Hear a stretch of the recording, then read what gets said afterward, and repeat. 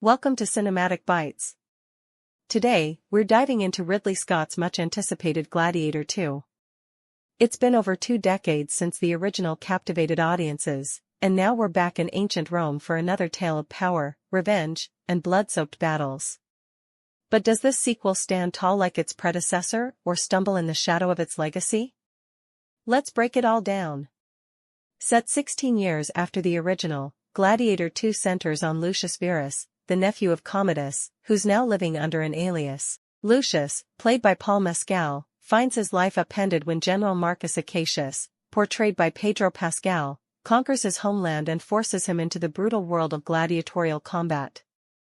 In Rome, twin emperors Geta and Caracalla, Joseph Quinn and Fred Heckinger, celebrate Marcus's victory, but corruption brews beneath the surface.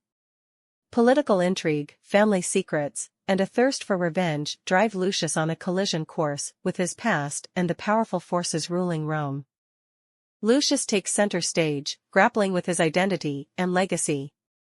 Mescal delivers a solid performance, though he lacks the commanding presence Russell Crowe brought to the original.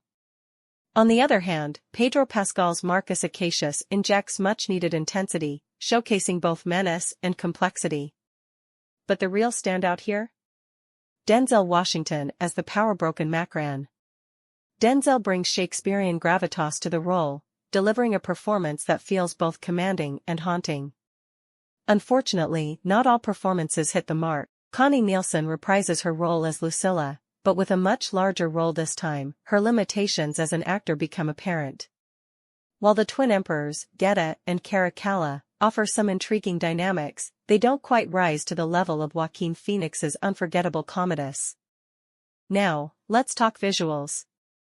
As expected from Ridley Scott, the film is a technical marvel. From the sprawling, realistic recreation of ancient Rome to the breathtakingly detailed costumes and sets, Gladiator 2 is a feast for the eyes. The fight scenes are visceral and raw, you can feel every clash of swords and shields. However, there are moments of dodgy CGI, particularly in the animal scenes, which might pull you out of the action if you're paying close attention.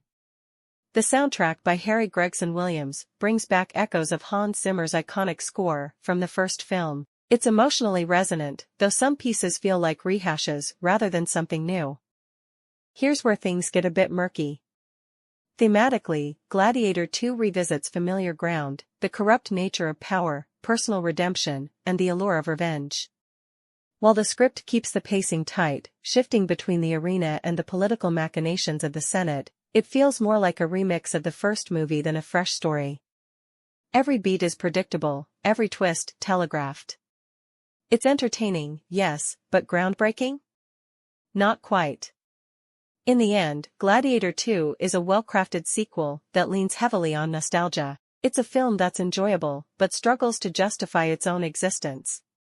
Ridley Scott's craftsmanship shines, and the performances, especially from Pedro Pascal and Denzel Washington, are memorable, but it all feels like a cover band playing a classic hit.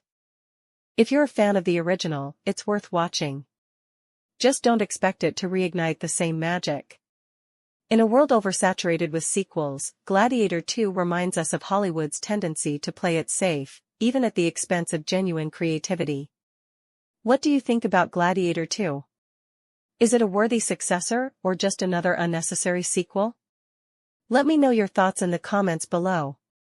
If you enjoyed this breakdown, don't forget to like, subscribe, and hit that bell icon for more deep dives into the latest films. This is Cinematic Bites, and until next time, keep your swords sharp and your popcorn ready.